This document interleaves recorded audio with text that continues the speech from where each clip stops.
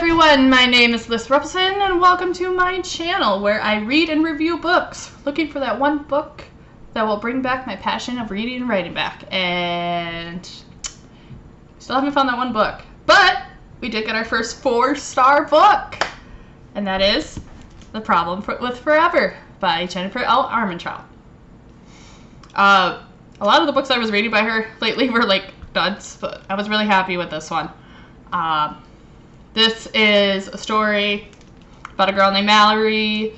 She's a survivor from a very, very bad situation as a child. She gets adopted by some doctors, and her life's like perfect and everything, but she's still trying to move past the trauma of her childhood and trying to grow out of that. She runs into this little boy, or he's not really a little boy anymore. She runs into this guy who was a little boy that protected her in her environment, and his name is Ryder, and they thought their attraction to each other was because, you know, they grew up together, they shared the same past, they're really good friends, but then they found out their feelings are a little more than that, and it gets to a point where they do get in a fight towards the end, and you think their relationship's not going to get together or anything, but Ryder does admit that he's willing to try. So basically, you know, these kids, like Ryder pretty much gave up before anyone else could give up on him. He didn't want anyone to give him a chance.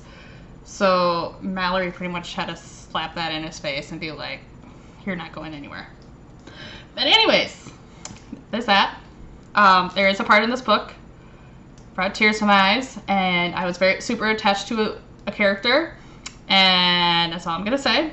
And say, how dare, how dare for what they did to the character I got attached to. How dare they? But anyways, my thoughts on the book. It's a good concept. It's nice to not have. There are trigger warnings with this book, like child abuse, essay, stuff like that. So, but yeah.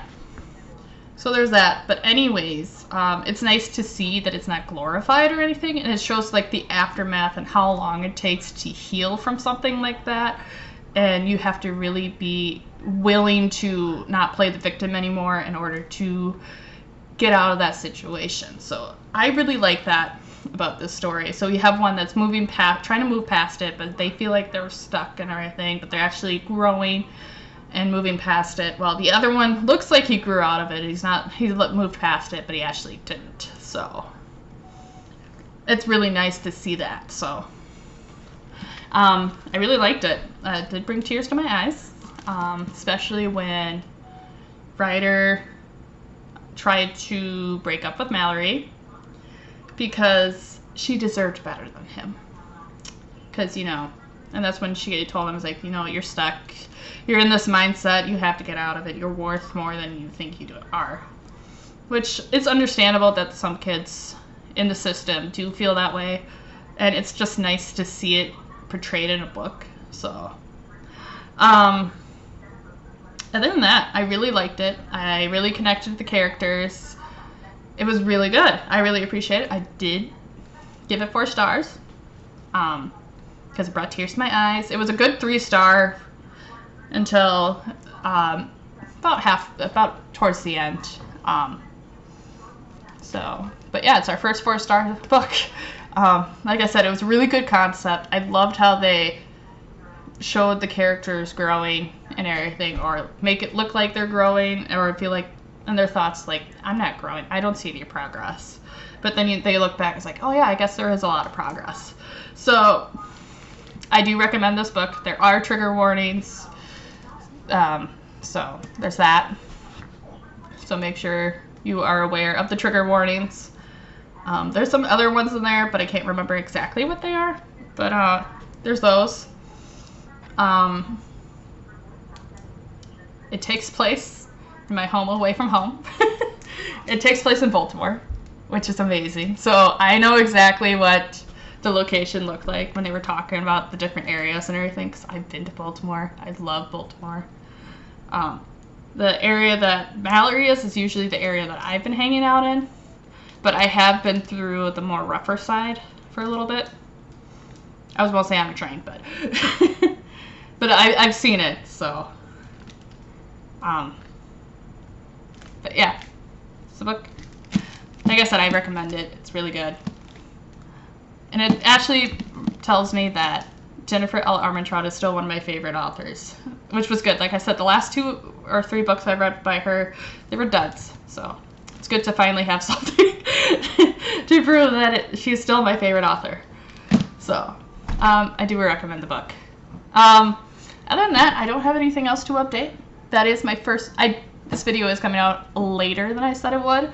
It took me a little while longer to read the book than I thought it would. So, but now it's up.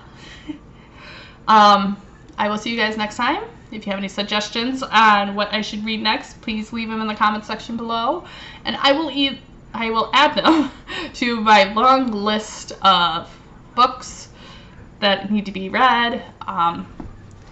If you guys recommend it a whole bunch, then I will add it to my holds list for my library. Usually at the time I request about 12 to 13 books, so it'll take a while, but at least then it'd be recommended, so, or it'll be like requested and everything. I picked up another book at the library today, but anyways, I'm gonna head out. I'm gonna go read my books, and I will see you next time. And I hope only good things happen to you. Bye.